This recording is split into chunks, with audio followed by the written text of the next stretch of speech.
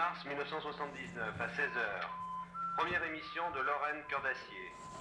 Lorraine Cœur d'Acier, une radio créée par la CGT et mise à la disposition de toute la population de Lorraine en lutte pour défendre ses emplois, son patrimoine industriel et humain.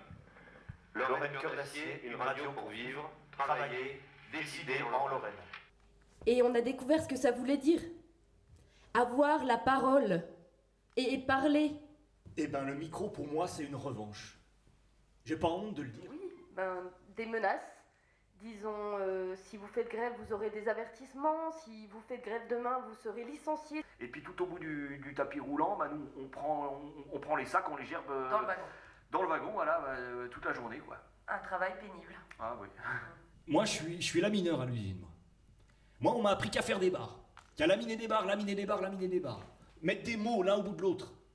Et intéresser, par exemple, un journaliste. Mais c'était impossible pour moi. Je croyais impossible. Et puis ça s'est réalisé. Le 8 avril 1979, La parole aux immigrés. Une émission en direction des immigrés, principalement maghrébins, faite par les immigrés eux-mêmes. C'est une première en France. Oui, fut un temps, et puis qui n'est pas si vieux, parce que ça date de juste d'avant la radio.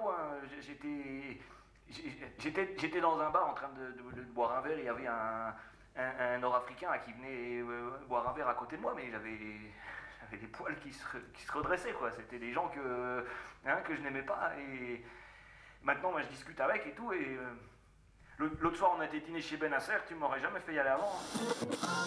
Et puis la multiplication des radios pirates, ou si vous préférez les radios libres. On peut avoir dans toutes les villes françaises plusieurs radios, plusieurs télévisions.